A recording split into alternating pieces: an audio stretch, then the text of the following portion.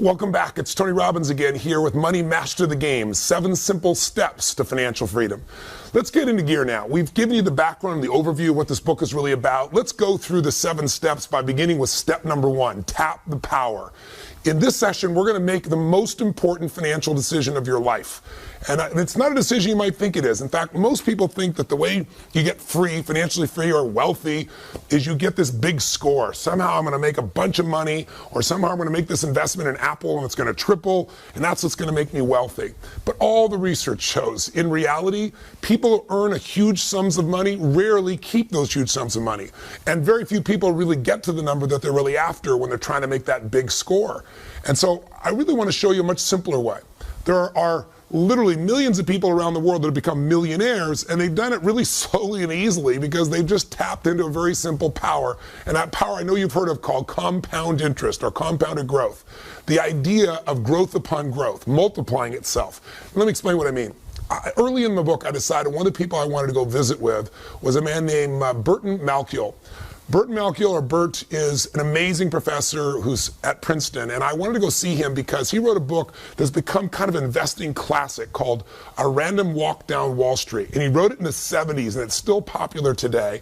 And in it, he kind of shook up the investment field because he came up with this idea saying, you know what? People should be able to have a tiny bit of money and own all of the stock market and not pay these huge mutual fund fees that are usually hidden, that are eating away at your ability to grow and compound what you have into real wealth. And he was one of the earliest people to ever come up with this idea of promoting the idea of an index fund. An index fund, again, is really simple. Instead of buying Apple or PepsiCo or Coke or whoever the case may be, you can actually buy this index which mimics the entire stock market. So you get a micro piece of all these companies, all the best companies, for example, in the S&P 500 or the Standard & Poor's 500, if you're familiar with that. And so his idea has turned into a $7 trillion a year business. And another person I got to spend quite a bit of time with that you'll learn about here in the book and here with me is a gentleman who started Vanguard, and that's Jack Bogle. He took this idea and he bet his fortune on it. Both of these men understood something. And when I sat down with Burton Malkiel, the first thing I said was, look, I know you're a straight shooter. The guy definitely shoots from the hip. He doesn't care what people think. He said, tell me, what's the single biggest mistake that individuals make, that investors make in their life? And he said, Tony, beyond a shadow of a doubt, is they don't take full advantage of the power of compounding. He said, Einstein said it was one of the single greatest inventions of humanity. Understanding it can change everything in your life, and everybody says they understand it, he told me, but very few people tap it. He said, understanding something intellectually is not the same as doing it. If you're doing it, then you know it. If you understand intellectually, you know, like I've said before, that and $3 will almost buy a Starbucks buck of coffee. So what you really have to understand is how it works. And so I asked him, I said, Bert, what's the best way to teach it? And he went into this riff. And, you know, he's in his late 70s. And it was kind of like, I've read him describe this before, but watching him do it there in front of my eyes, his eyes sparkled and he got all in state. You can see he's done this so many times, but it's like a great musician, you know, it's like a Bruce Springsteen going off and doing a riff there directly for you. And his riff was to tell me the story about William and James. He said, tell me, I should give you a real example. Let's say 2 guys, William and James, and let's say William starts out at 20 years old, and he starts taking a little bit of his money and just locking it down and setting it aside and investing it. Let's say he takes $300 a month, $4,000 a year, and he puts that aside and he doesn't touch it, and he puts it in the stock market, and let's say over time he averages 10%, and let's say he does it in an index fund, so he's not being taxed continuously, so it grows tax-free until the time he's going to take it out. And let's say he makes that investment, stay with me now, William makes that investment from the time he's 20, puts away that $300 a month, that $4,000 a year, till the time he's 40. He never makes another investment again. That's it. And then we see what he has at age 65. And then on the other hand, he has a brother named James. And James, he doesn't get started when he's 20. He doesn't get started when he's 30. He waits till he's 40, and then he starts to say, God, I better start doing something. So he does the exact same thing his brother did. He starts putting away $300 a month, $4,000 a year roughly. He gets the same exact return, let's say of 10% in a tax-protected environment. And at 65, from 40 to 65 is 25 years. So he spends 25 years putting money in the system. Think of it, $4,000 times 25 years is $100,000. His brother, William, he only did this for 20 years, 20 to 40, 20 years, times 4,000, 80,000. So the second brother, William and James put in significantly more money into the system, done it longer, but at age 65, they both got the same rate of return. Who do you think is doing better off? I know you know the answer, but the real question is, how much better off? And that's what most people have no clue of. William, who started earlier and quit earlier, has 600% more money. Not 20%, not 50%, not 600% more money. At age 65, both these men who got the same rates of return, but one started earlier and quit earlier, he has $2.5 million for William. And James, who started later and put more money into the system, but he started later, so he got less compounding, he ended up with $400,000. A $2.1 million difference. Now that could be a difference between total financial freedom for somebody or doing okay for a while and at 70 having to get a job to be somebody greeting people at Walmart. See, this understanding of compounding is how you can free yourself from this idea that somehow you've got to make this giant score, because the more you try to create that giant score, even if you get it, usually isn't kept. And how can I say that? Because I've been in this business working with people, some of the greatest entertainers, actors, musicians, sports stars, government officials who go off and make money afterwards. And I can tell you one thing, rarely do they keep it because they've never understood how to really tap into this power.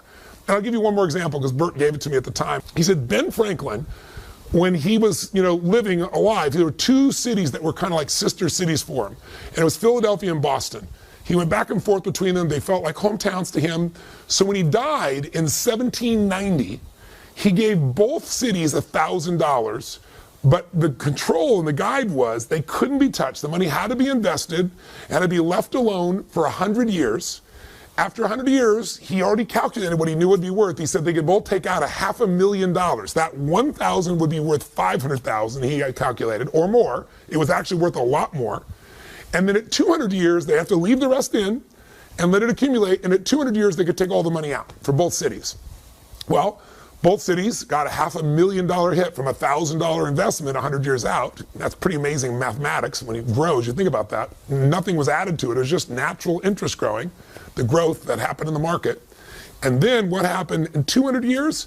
That $1,000 had grown to $6.5 million, even though they'd already taken $500,000 out and it didn't even get to compound for 100 years. $6.5 million, that's a 3,000% return. So compounding is amazing. And I know you've heard of it. I'm sure you've got examples you've heard. But what I really want to do in this particular session with you is get you to take step one to financial freedom, and that is to start tapping this power. And the way you're going to tap this power is give up the illusion that you're going to get this home run. I'll help you with a home run. We'll use a metaphor. How about Curt Schilling, Boston Red Sox? If you're a sports fan, you know about this man because he went to 2 World Series. Brilliant man. He made $100 million in income. $100 million. Now check this out. How much does he have today? He's bankrupt. In fact, he's not only bankrupt, he's upside down $50 million. How's that possible? Because when people make huge sums of money, no matter how much money we make, have you ever noticed that we seem to find a way to spend it? And you say, that's impossible. But when you make that much money, you buy yourself a business or you buy an island, and guess what? You can be upside down so quick it makes your head spin. About, if you're old enough, maybe you remember LA Confidential and the woman who won the Academy Award for that, Kim Basinger. Or maybe if you've really been around a while, you remember 9.5 Weeks. She was the highest paid actress of her day. She was getting $10 million a movie at a time when no one ever dreamed of those kinds of numbers. But guess what? Today, she went through bankruptcy. She bought a little town, paid $20 million in Texas for a town, made some bad mistakes, and went bankrupt.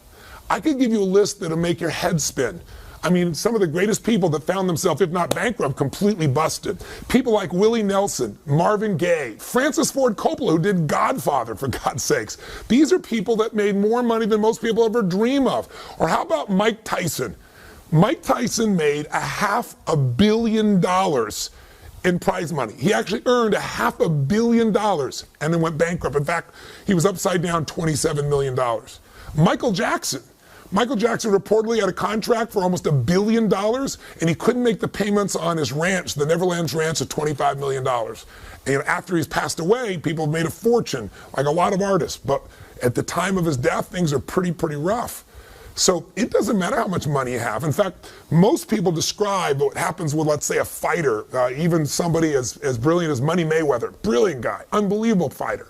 But if you talk to nobody less than 50 Cent, his former friend and partner, he said, let me tell you what he does. He goes out and he fights, he gets the money, he spends the money, and then he fights. He said, and he carries around a Louis Vuitton bag full of literally $1 million in cash, just in case anything special happens he wants to take advantage of. So God forbid if something happens to this man and his ability to fight, he could be in real trouble. We can't do that. And it's easy to make fun of somebody else and go, well, look at what they're doing. But don't most Americans really, instead of fight, say work, earn the money, spend the money, work? That cycle is the worst cycle on earth, and that's a cycle I want to get you out of right now, today, by tapping the power and making step one the most important investment decision in your life. So what the heck is it? Well, what if you decided that you were no longer going to be a financial trader? What are you talking about, Tony? I'm not a financial trader. I don't invest in stocks. I don't do that stuff all day long. Most Americans are financial traders, even though they don't think of themselves that way. Why? Because if you're trading time for money, you're making the worst financial trade in the world. Your goal, and the goal I have for you with this book, is to make money your slave. You want money to work for you, so you don't have to. Until that happens, you'll always have some level of uncertainty or fear or stress or insecurity, because there's only so many things that can happen that mess up your income flow and you're in trouble. What would it feel like if you could build what I would call a money machine? Something that made money while you slept. Something that literally every day of your life, even if you weren't working, could provide you an income without ever having to work again. Because I ask people all the time, what are you investing for? And people say, well, I don't know, I'm doing my 401k so someday I can retire, or I'm investing so that I can get, more assets or a bigger nest egg. No, you're not. You're investing for one thing and one thing only. You're investing because you want an income. You want an income that will last longer than you live. In fact, I mentioned before, the number one fear of baby boomers today is that not they're going to die.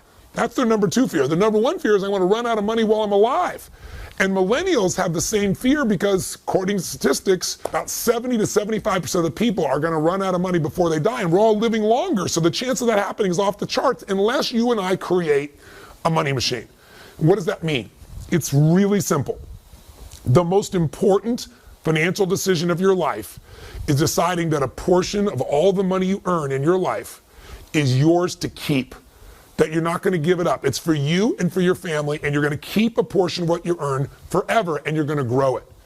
That you're not going to give it to, Kate Spade, you're not going to give it to the Gap, you're not going to give it to whoever you normally gave it to. You're going to keep that for yourself, and you're going to grow it into something that literally will make it so you don't have to work as long as you live. I call it a money machine because it's really simple. If you were to just think of yourself right now as you're a money machine, if you take a look at this graphic, here you are, you work your tail off, and what happens? You use your efforts to get money. You trade time for money, you take work and effort for money. But what if you just did something so simple? You already know to do it, you're just not probably doing it at the level that you could. What if you made a decision that a percentage of what you earn, you're never going to see it, it's just going to instantly and automatically be put into building this money machine, where you're going to take a portion of what you earn, 10%, 15%, 8%, 20%. You get to decide the number.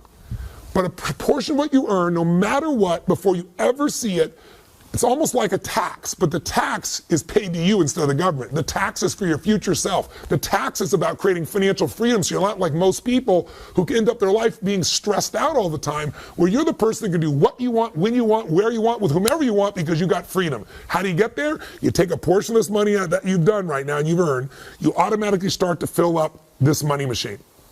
And just visually imagine, as you work, more goes in, you fill it up, and there's a point, a tipping point, if you will. We call the tipping point a critical mass.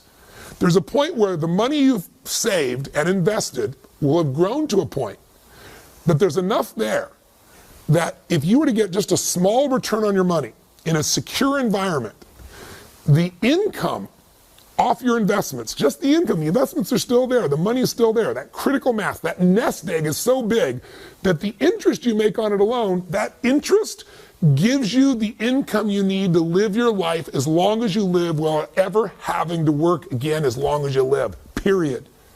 Now, I have that privilege And I'm fortunate to have helped a lot of people establish that who thought it would never happen, because they don't understand that when you take that little piece aside, you're not just putting in this money machine.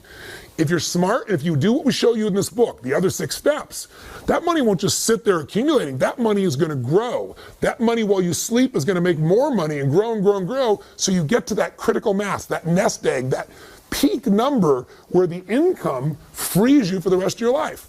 Now here's what's ironic. And I mentioned this before, but I want to reinforce it for you. If you do this, you will get to the point where you won't have to work. And then I will warn you in advance, you will work. And the reason why is because the secret to financial freedom is not having to work. It's not working. The idea that you don't have to work frees you up. Us as human beings, we have to do something to be productive or we go crazy. I can't tell you the number of people that I've met who've hit the jackpot and then they don't do anything and they're depressed or they're frustrated or they're bored out of their mind. You just want to make sure that what you do with your time is what you love, that it's your passion. And if your passion is your work, you'll work more. In fact, it used to be that the game, remember, was get rich and retire at 40. And now the game is get rich and retire at 80 or 75 or 85. Like I've told you, my friend Steve Wynn, 72 years old, still going there. Warren Buffett, 84 years old. I mean, you can go to person after person after person. The people who make the most money, people who make more than $750,000 a year, the vast majority say they'll never retire, or if they retire, it'll be in their late 70s. That's because the game is different. But I'm going to tell you something, when you don't have to work, you don't have to, you walk different.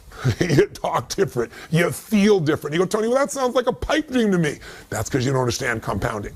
Because you're looking for that big score that hopefully someday you're going to get, when really, truly, if you were William and not James, and you took a little bit of money and set it aside, and you just let that grow through time, you could have millions of dollars for yourself. And I'm going to show you how to make sure to maximize it. I'm going to show you how to make it more tax efficient so you keep more of that money. I'm going to show you how to diversify it so you protect it. I'm going to show you what I've learned from the best people on earth, but none of it is any good if you don't decide on a specific number that you're going to automate to make this happen.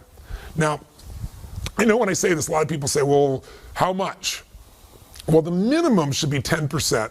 And ideally, in the world we live in today, if you're 40 or above 45, you should be looking closer to 15% because you have less time to use compounding. So you got to load the system with a bit more. And first thing you'd say, I'm sure many people say, are you kidding me? I don't have that kind of money. I'm spending everything I have right now to keep my credit card bills going, to keep myself going. Everything I earn, I spend. That'll always be true. It doesn't matter how much money people make. Trust me, I've been there myself. You know, I went from barely surviving, trying to figure out what to do, to earning extremely well, and then barely surviving because I overspent. And I mean, it's just the nature of human beings. Our vision gets bigger, we have more resources.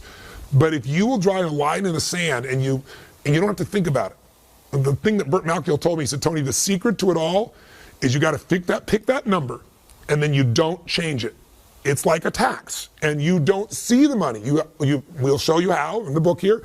You automate it so that money is taken out immediately. If you run your own business or you go to work somewhere and they raise our taxes by 5%, 8%, 10%, you're going to hate it. You're going to be mad as hell, and it's still going to get paid. That's just the way we are as human beings. So why not create a freedom tax? And it's really not a tax at all. What about a freedom gift? I call it the Freedom Fund.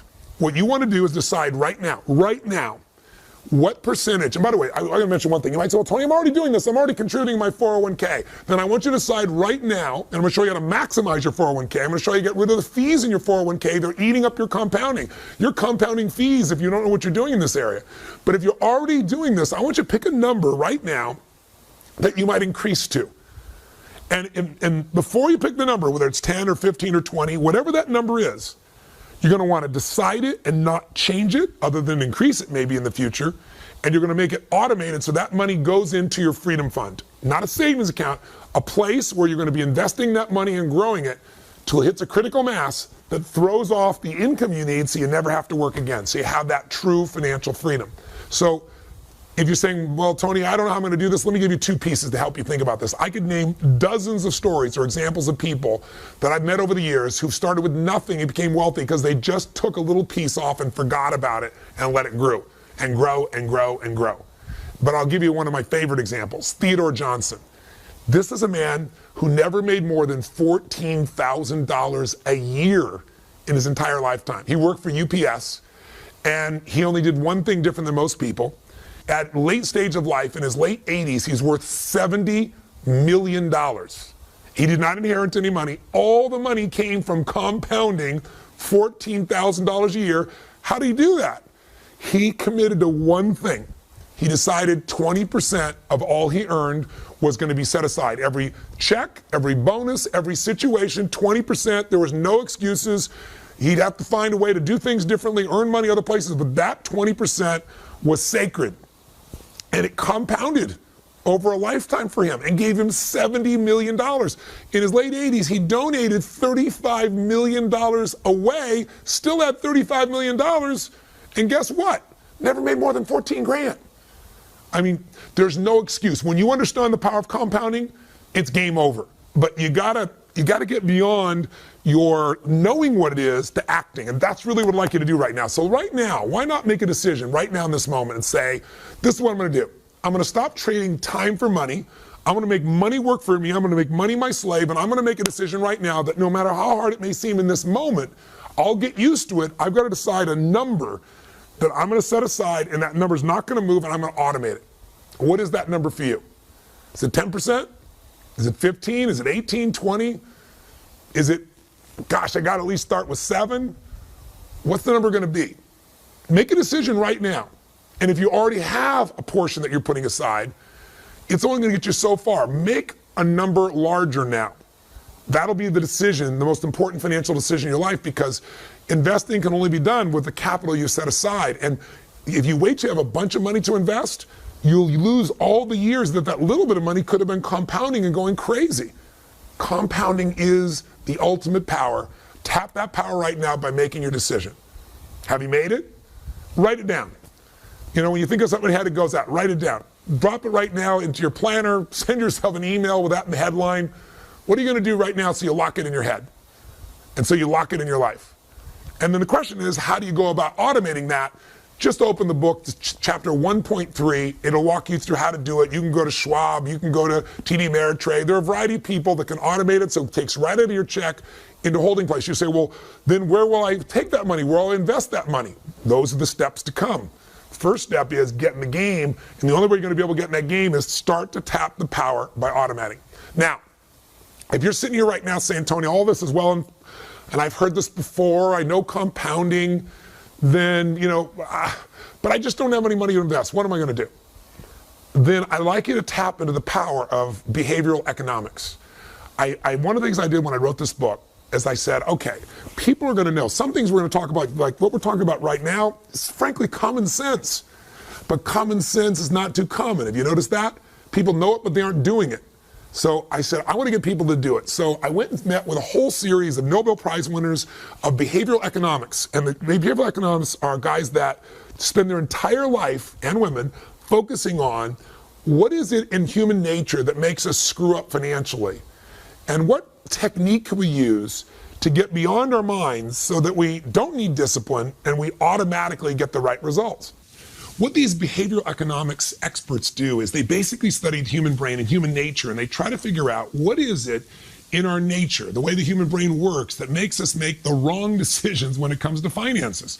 And one of those things has to do with the fact that, you know, we want these things, we give more value to things that are immediate than in the future. Like what is in front of you right now seems more real than 10 years from now, even though 10 years from now you're going to get there, and if you don't do something now, it's going to be painful. And so a lot of these experts have figured a way to get around your own nature with these little behavioral tricks. So it doesn't take discipline to make it happen. So for example, Shlomo Benartzi, who's from UCLA, and Richard Thaler from Chicago, both came up with a brilliant system called Save More for Tomorrow. Let me explain how it works. So if you right now say, Tony, I know I've got to save. I know I've got to get, I've got to start tapping the power of compounding, but I'm spending every dime I have and there's no way out. First, bullshit. I'm sorry, but I just got to say bullshit. You can find a way if it's your entire life and future depends upon it. Don't accept that. We all get what we tolerate. There's a way to fight it. There's something to cut. There's something to create. There's some way to add more value. We'll get to that later. But with this system, what they said is, look, if I said to you, next week we're going to meet and we're going to have this meeting would you like to have some fresh fruit or would you like to have chocolate cake? When they do this research with students, about 80% of the people say, no, I'll have some fresh fruit, especially in an environment that is somewhat health-oriented and so forth. But when they get to the meeting a week later, exactly the opposite, 80% reach for the chocolate, the chocolate cake. So it's always easy to diet in the future. And similarly, when I say you got to take some money today and invest it, your brain says, oh, I don't have any room for that, there's no time for that. So what Shlomo and his partner Thaler did is they said, what if we let people save more tomorrow? What if you said to people today, make a commitment today that when you receive your next raise of any sort, that raise will then be put aside for savings in your freedom fund and to building your financial future. And interestingly enough, most people are saying, I'm willing to do that. I can't do it right now, but I'll do it in the future. And as a result, if you do this program, and I explain it in the book in more detail, but just the highlight note is you can go to your HR department and you can let them know. For every raise you get, you're going to take out X percentage. I'll give you an example.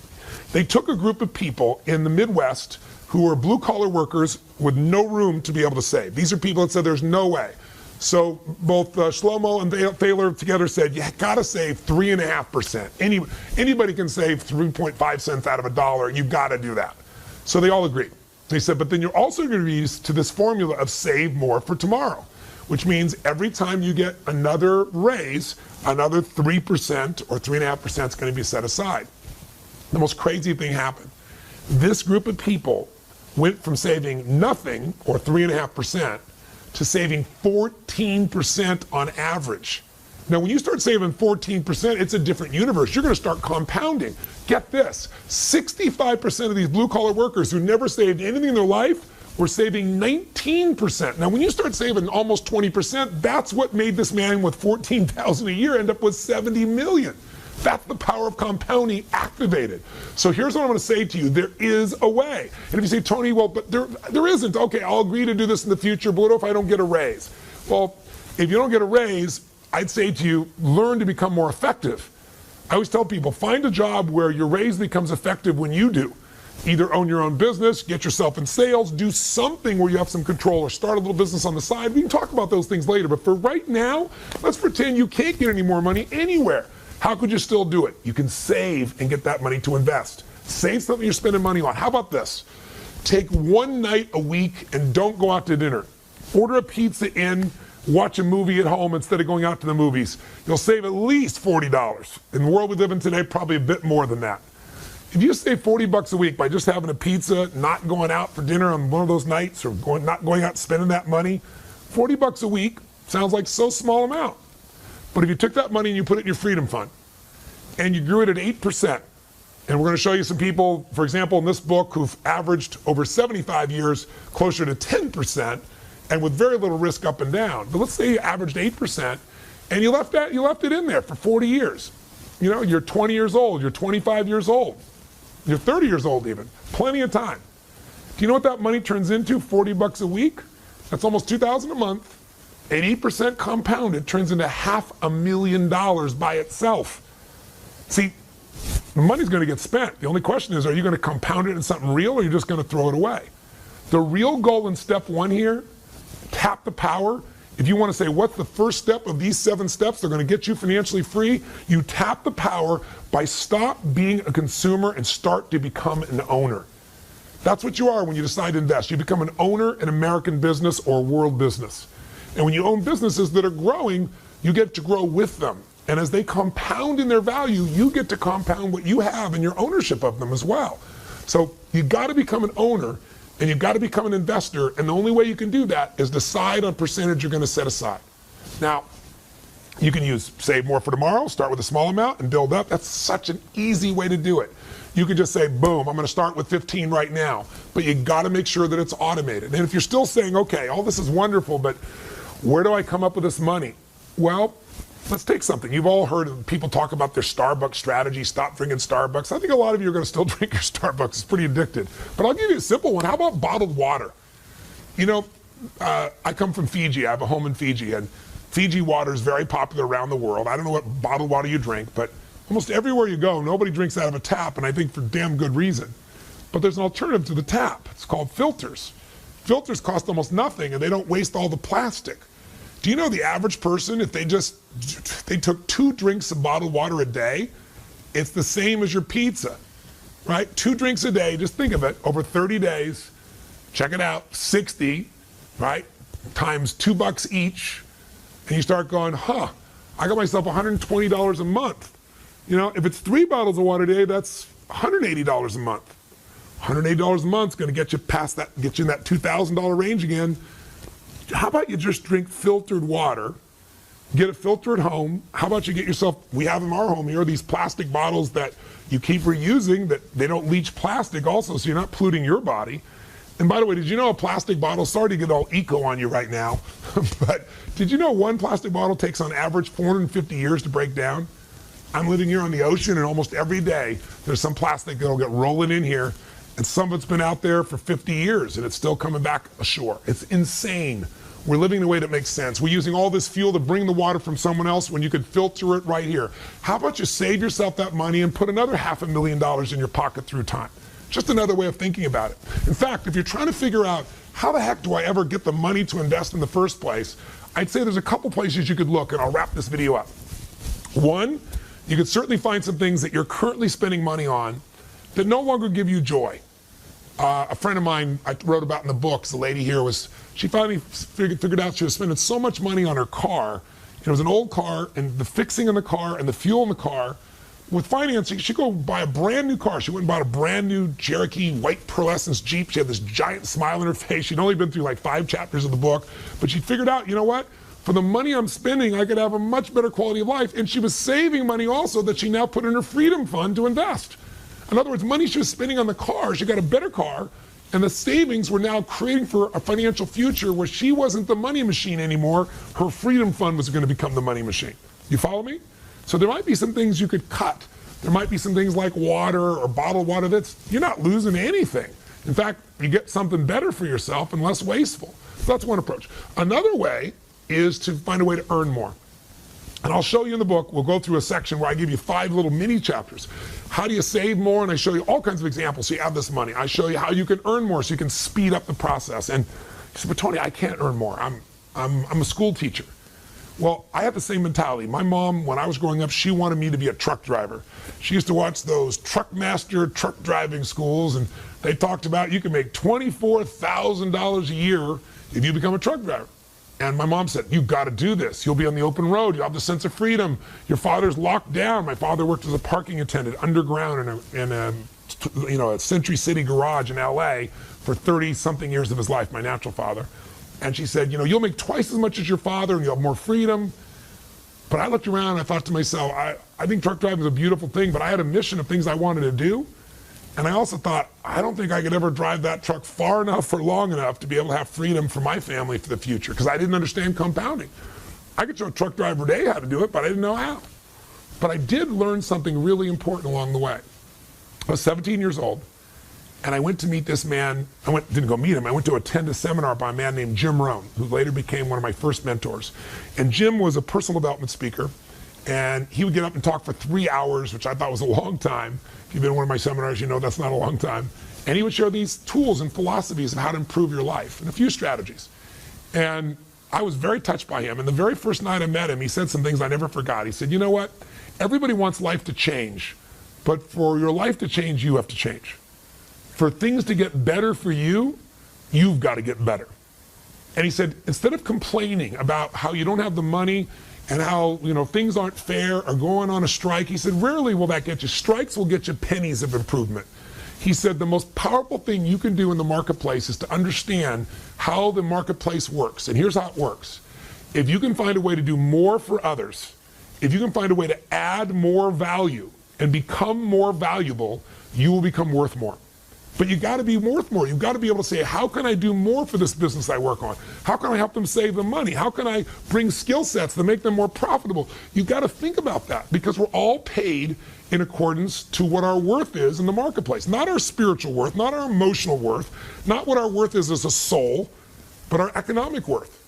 See, in the world we live in today, there are people that make $7 an hour, and there are people that make $3.5 billion a year. I'm not saying one is better or worse, but I'm saying one has a lot more choices. Now, why? Because if you go to work at McDonald's and you're working fast food, you're going to make about $7.75 an hour currently. I just looked it up. Crazy. It depends on where you live in the country, but $7.75. Now, at $7.75, you don't have enough to really support your family in any way. You're going to have enormous stress. And we could say, well, we should make that number larger. But in reality, the reason you make $7.75 if you work at McDonald's is because almost anyone can be trained to do that job, especially the way it's automated today, in about an hour, maybe 2. But if you're going to earn more, you've got to be able to give more, do more, create more. And I don't mean just work harder. You got to do something that adds more value. David Tepper made the most money of anyone last year in personal income. He made $3.5 billion with a B. And that's because he's a hedge fund guy. And we live in a world where the majority of people are putting their money in a bank where they're getting virtually no money, or maybe 25, a quarter of 1%, maybe 1%. And this man got people invested with him a 40% return. Now, when you get 40%, that changes your life. Some people, if you're getting 1/4%, if you're getting 1%, it's going to take you a couple decades to double your money. At 40%, you're going to double your money in very short order, less than 2.5 years.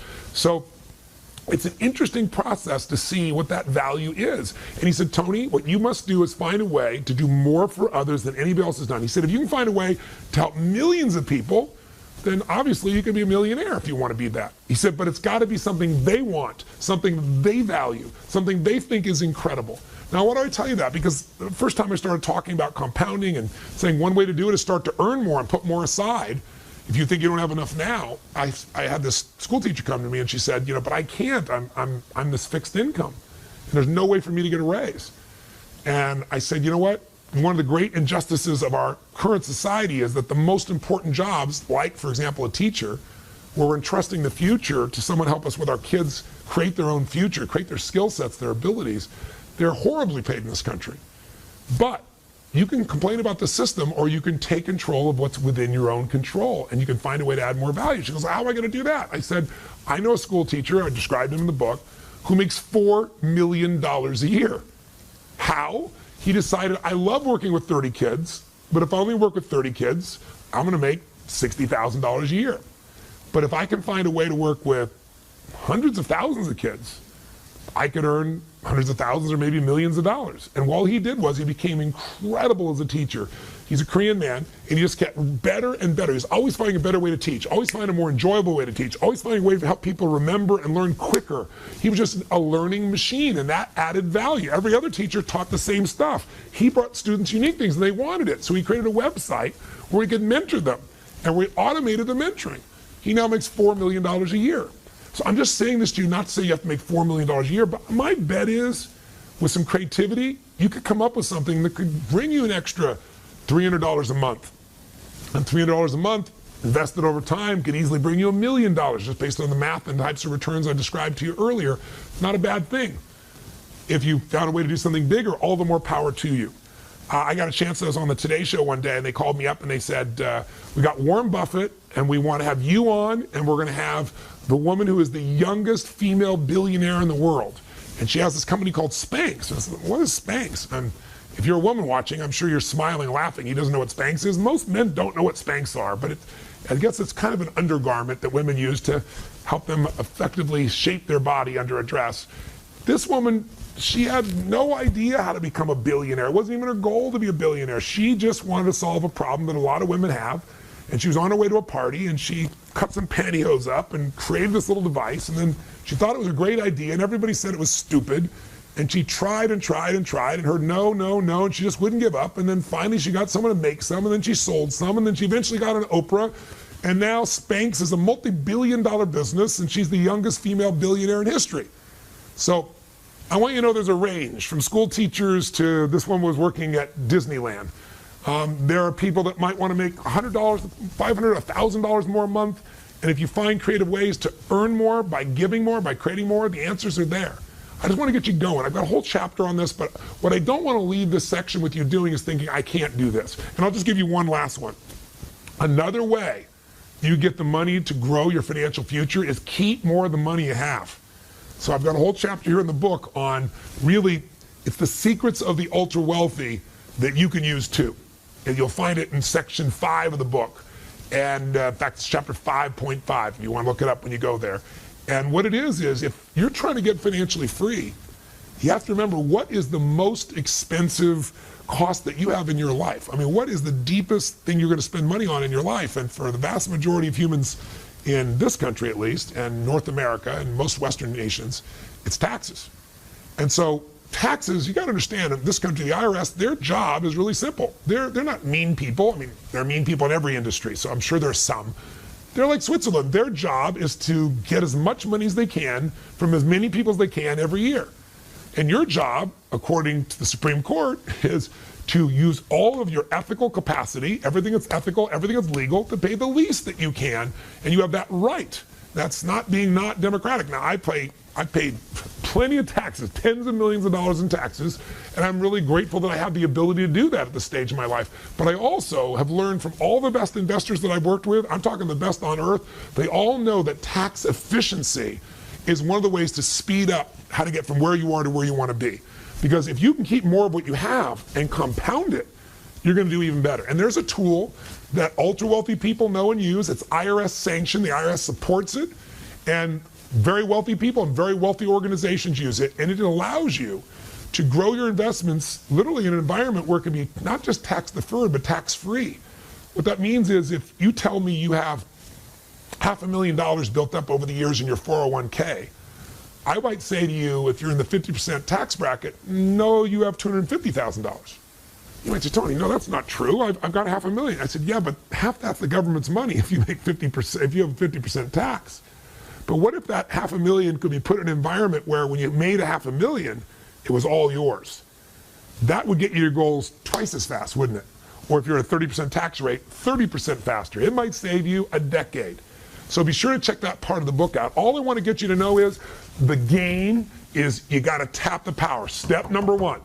Step number one of being repetitive, but I want you to get it. We want to make that decision right now. Step number one is make the most important financial decision of your life.